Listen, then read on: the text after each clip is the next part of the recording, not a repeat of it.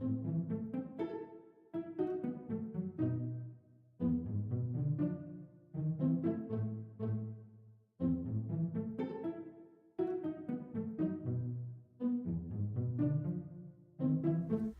morning, you guys. Welcome back to the channel. Welcome back to Drawing with Mike. Today, I'm going to do a really short exercise to show you guys one of the techniques that I utilize. I had a viewer ask me a question in reference to the stroke and all the movement that I do whenever I draw.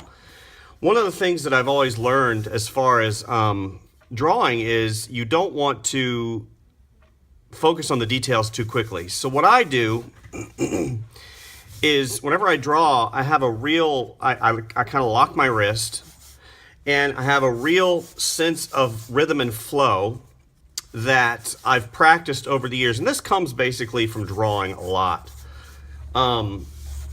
This is just one, obviously, methodologies that I utilize. And to keep my line really expressive and loose, this is kind of how I'm able to get these really fluid, nice lines.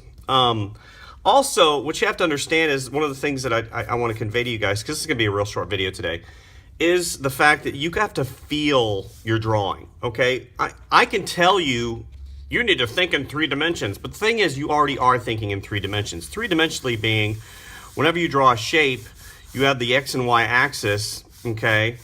And then you have that third axis that gives you something called depth. Depth is what we all want in our drawings, okay?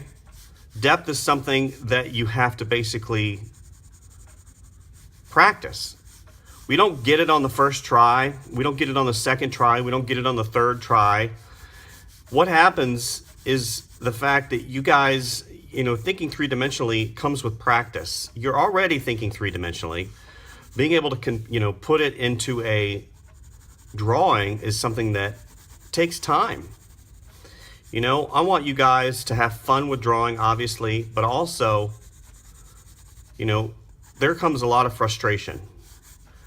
Thinking 3-dimensionally, there is a top, there is a side, and there's a backside that you can't see over here. So like if I were to draw just to give you an example, if I were to draw a hand, okay, I'm already thinking in terms of 3 dimensions. I'm already thinking that this is a round surface. So I've already thought this is a round ball in space, in 3-dimensional space. Okay, and what I have to do is I have to think, okay, so the thumb placement is here, the first finger placement is here, the second finger placement is here, and the third placement is here. There's an invisible arc that goes through here on this ball, okay, and here's the wrist, all right? So in the context of thinking 3-dimensionally, I can't sit there and basically do this, because this is not a 3-dimensional thought. Whenever I'm doing all these lines, what I'm doing is I'm drawing through the form and connecting, okay, these. And again, this shape right here, round. The shape right here, round. Even though I'm not drawing it per se, okay, I'm still thinking round. And you see now what I just did right there? I have that nice line of action that comes through here, and it sets up where I'm going to put that finger. And this is why I draw using so much movement, because it gives your drawing and your pose and your figure a nice, and two, like I'm coming to the wrist right here where the glove is. I'm not going to sit here and focus on this line. I am thinking of the entire shape of that glove little cushion here. And I'm thinking how the hand goes in. I'm not just thinking about, this line right here. So what I basically do is you draw through your shape, okay? You guys, this is not easy. I'm not saying it is. I'm not saying this is something that is going to happen overnight. But what I did is I watched the masters. I watched those who were better than me. I watched those who were better than me, and I emulated what they did. Again, see now, look what I did. So, those of you who are asking me, oh, why are you drawing, and having all those lines? Because I'm thinking three-dimensionally. I'm thinking, okay, the forehead comes up right here like this, and this shape right here, here, here, here. Because, in terms of a horizon line, here's my horizon line, and it's invisible. Okay, it's in my brain. Whenever, you have to understand perspective too. Whenever you look at a horizon line, you're looking at it like this is the ocean.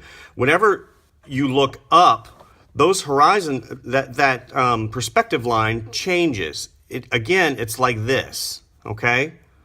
Thinking three-dimensionally. Thinking, whenever I look at something, it has a side to it. And again, look, I'm doing the nose. And here's the front. And here's the bottom. Okay? I can't see underneath, but I know it's there, so I have to think about it. And then now I'm thinking, okay, here's the other side, and how I drew this around, because it comes around the front of the nose. And on the other side, I can't see this side of the nose, but I know it's there. So it juts out just a little bit. Okay? It has to do with, a lot of times, it has to do with just observation and practice. And, it's not something that's going to happen overnight. Teaching somebody to draw, I think what I do whenever I teach somebody is I like to change the way they help define the way they see a little bit better, because what's going to help you ultimately, and again, watch. So right here, I've got this line that comes right here, and this eye is up a little bit more because he's kind of like, and he's got kind of an expression going. So I'm going to take that and I'm going to continue it through his nose bridge, and it's going to come around, okay? And this eye, because I've drawn eyes so many times, I have that feeling of what an eye feels like. And see, I compare the pupils. Okay. And so this has already set me up for all the other things that are going to happen really quickly. So now that I've defined where the eyes are, just the fact that I've drawn skulls before, I know that there's an underlying structure here. I know that there's a cheekbone that comes here. I know that there's the, if I want to have a big smile, so big smile that comes around. And again, I'm not drawing straight across. Because why? Because I have that imaginary three-dimensional line that comes around, and it's defining my surface. I'm always thinking about 3 dimensions. It's not about the flat page. It's never about the flat page. It's always about the 3-dimensional surface, how he lives or she lives inside in the context of the drawing. So look, also opposing lines. Whenever you do drawings, a lot of times I see a lot of students do this, and it's not upsetting, but it's something that is a telltale sign of how we observe 2-dimensional surfaces. We want to draw 2-dimensional, but we're fighting constantly with this 3-dimensional mentality that we already have. We are already thinking in 3 dimensions. Transferring it to a 2-dimensional surface is a problem because all we see is this flat page. You cannot see this flat page. You have to be able to imagine that you're reaching into this page, okay? And there's a complete 3-dimensional world in there. It's all 3 dimensions. I see kids do this all the time. They'll draw an arm, okay? And then it'll be like this. The challenge with this is a stylized hand, very simple. It reads as a hand and an arm, or at least, like a fern. But what you have to understand is the opposing lines coupled with the form. Whenever you do something like this, those opposing lines,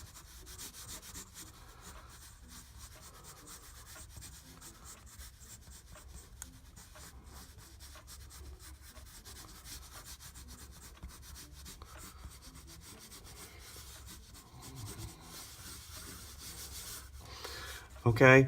And all these lines that you're seeing happening, it's basically setting me up because I'm thinking 3-dimensional. I'm thinking this bicep right here, the triceps on the other side, here's the bone right here. Here's the bottom of the arm.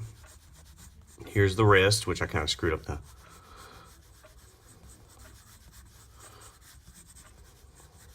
But you guys get basically what I'm saying. Opposing, you have the curve here, and then you have the nice straight line on the bottom. That helps define the form. And also overlapping lines. Instead of just doing something like this, you want to overlap your lines. You see how you have that nice overlap here? And it gives you a nice sense of form.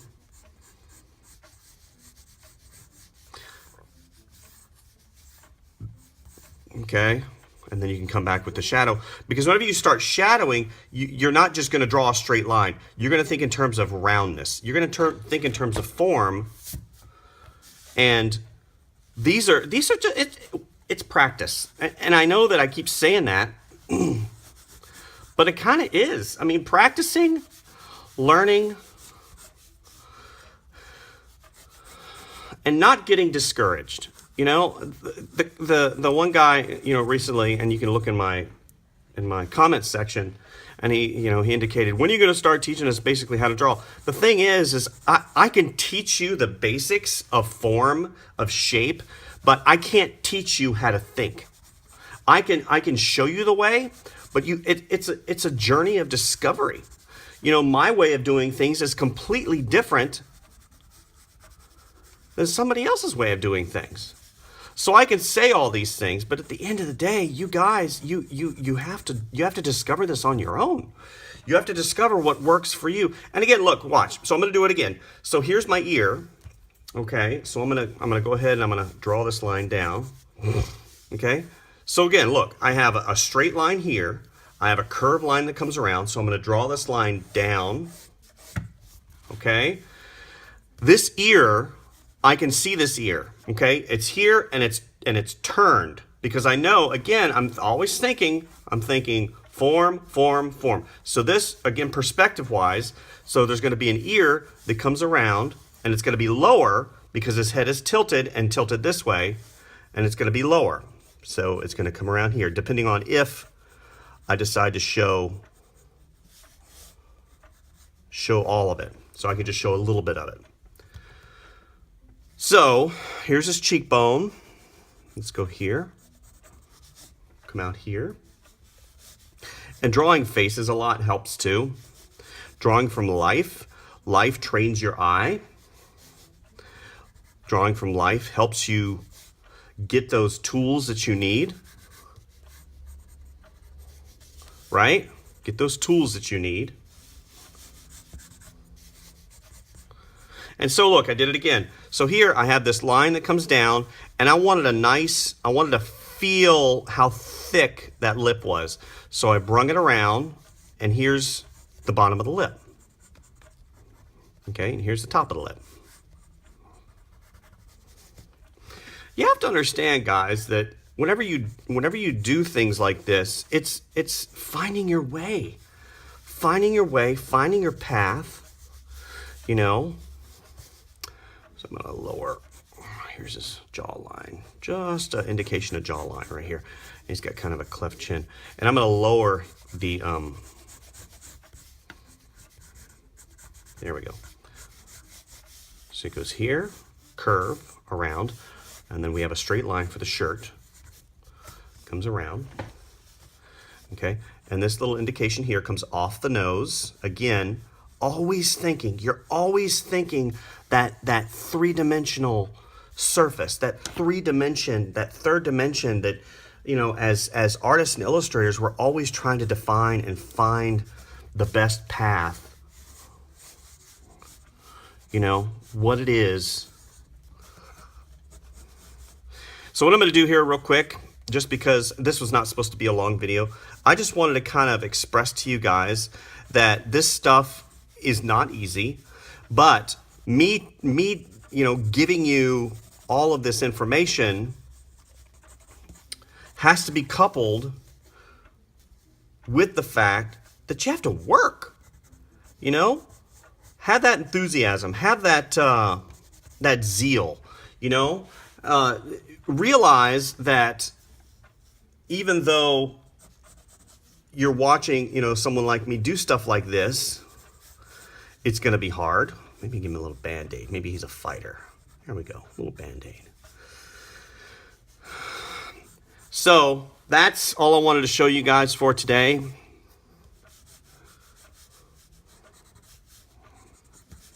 I'm gonna put it on time lapse. I'm gonna do an inking of it really quick just to kind of show you the defined shapes. And hopefully you guys enjoy. Thank you guys for liking and subscribing. Thank you guys for visiting my channel. We're upwards of almost 900 subscribers, which is fantastic. I've been doing the channel for a while. I've got probably almost 200 videos up on here now. I want to get some of this information, you know, in terms that some of you guys who don't understand drawing, I want to get it to you guys a little bit more efficiently. So hopefully today made sense. 3 dimensions. Think 3 dimensions. This is not a flat surface. This is not a flat surface. This is an area for you to sculpt in. Okay. If I was doing a, you know, if I was doing a dog head and I was doing a side view, again, I'm thinking 3 dimensions. Okay. It's kind of a jacked up dog head. But again, I'm thinking round, round, round, round, round. Here's the jaw muscle, round. Here's the ear that comes around. Okay, here's the neck. The neck comes like this. Okay, because it's a round shape. Here's the eye. Okay, little eyebrow for him. Here's the nose. Here's the muzzle. And that underlying structure, because he's got bones in here, you know, that skull comes around. The nose is going to be soft.